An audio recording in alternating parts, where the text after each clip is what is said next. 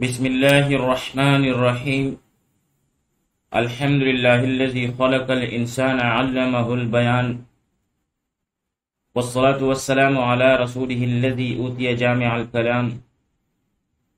وعلى آله وأصحابه الكرام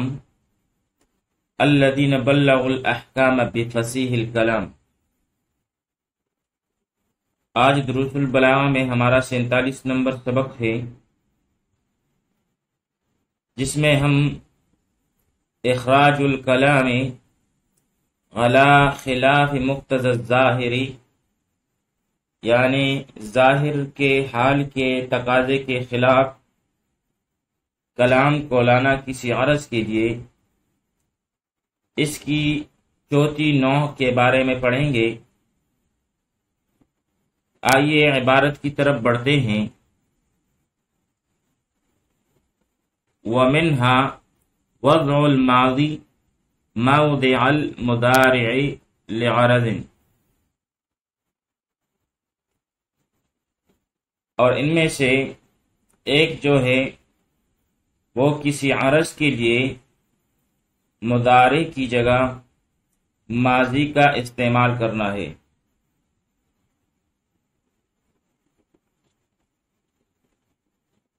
وضع الماضی موضع المضارع،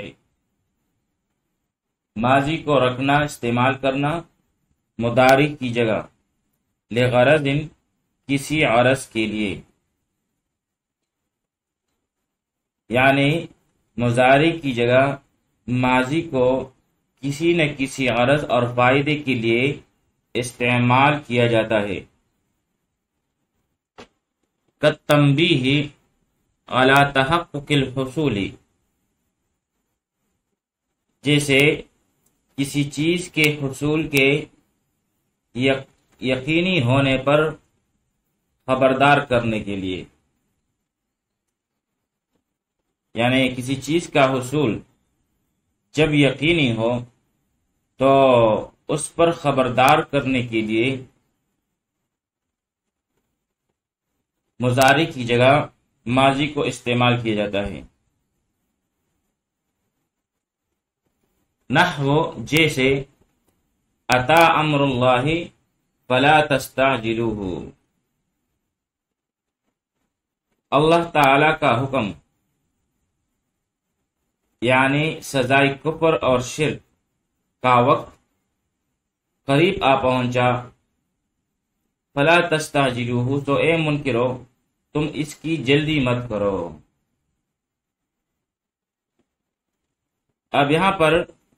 اس مثال میں لفظ عطا جو ہے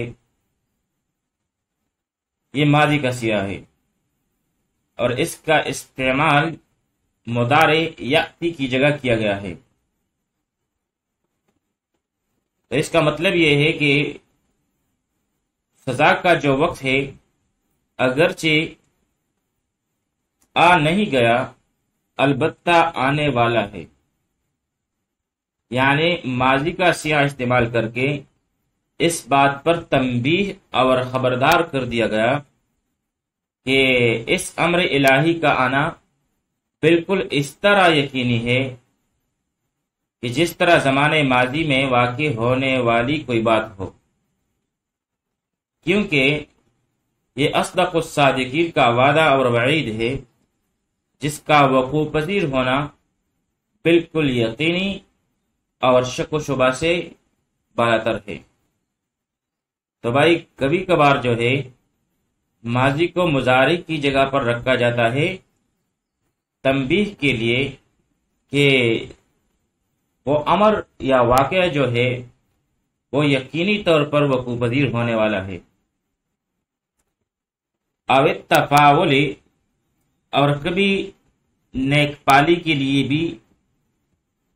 مضارع کی جگہ ماضی کو رکھ دیا جاتا ہے، یعنی غرض اس سے نیک پالی لینا ہوتا ہے. نحو، جیسے ان شفاک اللہ اليوم، اگر اللہ نے آپ کو آج شفا دے دی، تذهب معی غدا، تو آپ کل ہمارے ساتھ چلیں گے۔ اب یہاں پر اس مثال میں شفا جو ہے، شفا یہ ماضی کا سیغہ ہے، اور یہ یشفی کا مضارع کی جگہ استعمال ہوا ہے۔ حالانکہ شفایابی ابھی ہوئی نہیں ہے، البتہ مستقبل میں ہونے کی امید ہے، لہذا یہاں پر ماضی کو استعمال کر کے متکلم نے گویا اس بات کا نیک پال لیا ہے کہ گویا ہم نے ادھر رب شافی سے دعا مانگی اور ادھر قبول ہو گئی اور اسے شفا مل بھی چکی۔ تو بھائی کبھی کبھار جو ہے نیک پالی کے لیے بھی مضارع کی جگہ ماضی کو رکھا جاتا ہے۔ تو بھائی چوتھی قسم جو ہے جس میں کلام جو ہے ظاہر کے تقاضے کے خلاف لایا جاتا ہے، اس کی اصل میں دو شقیں ہیں۔ ایک تو یہ ہے کہ ماضی کو مضارع کی جگہ پر رکھا جائے کسی عرض کے لیے، اور دوسرا جو ہے کہ مضارع کو ماضی کی جگہ رکھا جائے کسی عرض کے لیے۔ چنانچہ فرماتے ہیں وَعَكْسُهُ، اور اس کا عکس جو ہے، تو اس کا عکس کیا ہے؟ فرماتے ہیں وَضْعُ الْمُضَارِعِ مَوْضِعَ الْمَاضِي لِغَرَضٍ، یعنی کسی عرض کے لیے ماضی کی جگہ مضارع کو رکھنا۔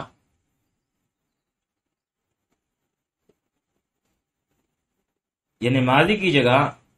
مضارع کا کسی نہ کسی غرض اور فائدے کے لیے استعمال کرنا۔ پھر فرماتے ہیں کل استحضار ہے، مثال کے طور پر استحضار، حاضر کرنا، لانا، الصورت الغریبت بالخیال، یہ خیال میں عجیب و غریب صورت کو حاضر کرنا۔ کقولہ تعالی، جیسے کہ اللہ تعالیٰ کا یہ فرمان ہے وَهُوَ الَّذِي أَرْسَلَ الرِّيَاحَ فَتُثِيرُ سَحَابًا، اور اللہ ایسا ہے جس نے چلائی ہوائیں پھر وہ اٹھاتی ہیں بادلوں کو۔ تو یہاں پر فتثیرو جو کہ مضارع کا سیغہ ہے، اس کو استعمال کیا گیا ہے اثارت پہلے ماضی کی جگہ۔ اس مثال میں ظاہر کا تقاضا تو یہ تھا کہ چونکہ ماقبل میں ارسلہ ہے جو کہ معطوف علیہ ہے، تو اور فعل ماضی ہے، تو چاہیے تو یہ تھا کہ اثارت فعل ماضی کو لایا جاتا تاکہ ماضی کا عطف ماضی پر ہوتا، لیکن ماضی کی جگہ مضارع لا کر اللہ تعالیٰ اپنے مخاطبین کے دل و دماغ میں ارسالی ریاح یعنی ہواؤں کا آنا اور اثارت سحاب کے عجیب و غریب منظر کی تصویر کشی کر رہا ہے کہ اللہ تعالیٰ ایسا قادر مطلق، حکیم اور منعم ذات ہے جو ہواؤں کو چلاتا ہے، ان کے ذریعے سے سمندروں سے اور آبی ذخائر سے بخارات کو اٹھاتا ہے، پھر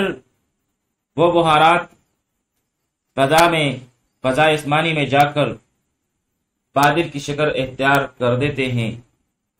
پھر ہواؤں کے ذریعے سے یہ فضائے آسمانی میں مختلف اطراف میں پھیل جاتے ہیں اور پھر ان سے بارش برستی ہے۔ تو اس عجیب و غریب صورت کو اللہ تعالی نے مضارع کے سیغے کے ذریعے سے تعبیر کیا، اور چونکہ مضارع میں حال کا زمانہ ہوتا ہے اور حال کے زمانے میں یہ صلاحیت ہے کہ اس میں واقع ہونے والے کسی واقعے کو انسان اپنی نظروں سے دیکھ سکے۔ گویا اللہ تعالیٰ نے مخاطبین کو اس بات کی دعوت دی ہے کہ گویا کہ یہ واقعہ ابھی ہو رہا ہے،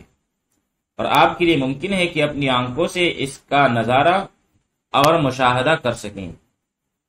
تاکہ اللہ تعالیٰ کی قدرت کاملہ اور صنعت عجیبہ کا بھرپورا اظہار ہو۔ اب یہاں پر اگر ظاہر کے تقاضے کے مطابق فَأَصَارَتْ کا سیغہ لایا جاتا تاکہ ماضی کا عطف ماضی پر ہو، تو پھر یہ فائدہ حاصل نہ ہوتا، کیونکہ ماضی میں جو واقعات رونما ہو چکے ہوتے ہیں ان کا زمان حال میں مشاہدہ کرنا ممکن نہیں ہوتا۔ تو یہی وجہ ہے کہ ظاہر کے تقاضے سے عدول کی گئی، اور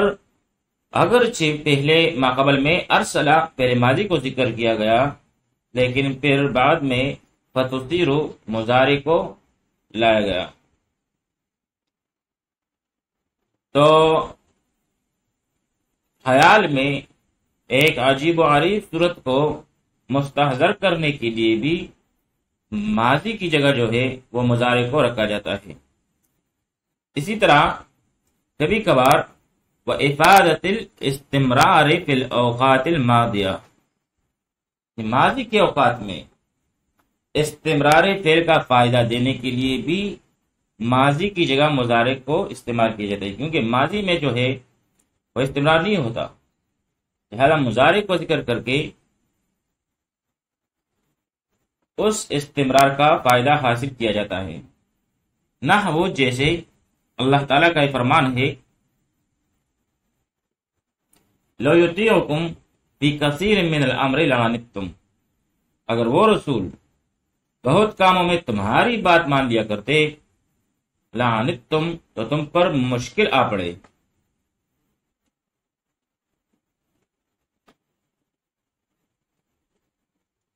اب یہاں ظاہر ہے،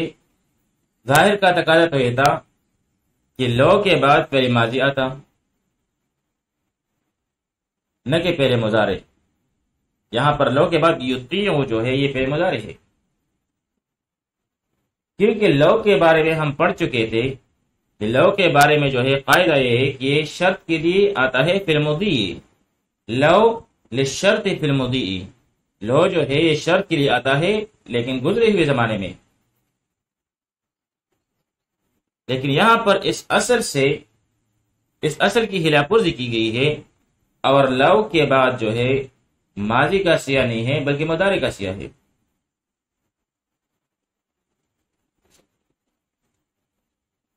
تو یہاں پر یہ مقتضی ظاہر کے خلاف کلام لایا گیا، لیکن اس طرح کرنے سے مقصود جو ہے وہ استمرار کا فائدہ حاصل کرنا ہوتا ہے کہ آپ صلی اللہ علیہ وسلم کا امور کثیرہ میں لوگوں کی اطاعت نہ کرنا زمانے ماضی میں کوئی ایک یا دو مرتبہ نہیں ہوا، بلکہ بار بار اور بسا اوقات ہوتا آیا ہے۔ اگر ظاہر کے مطابق یہاں پر لو اطواعکم فی کثیر من الامر کہا جاتا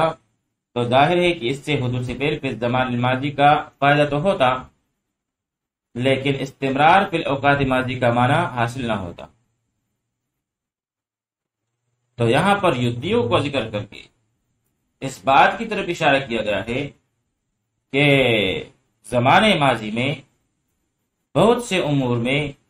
آپ صلی اللہ علیہ وسلم نے ان لوگوں کی اطاعت نہیں کی، لہذا یہاں پر لو یطیع فی کثیر اس کا مطلب ہے لو استمر علی اطاعتکم، اگر ماضی میں تم ان کی اطاعت پر استمرار کرتے اور تم ان کی بات مانتے تو پھر لعنتم ان پر مشکل آ پڑتی۔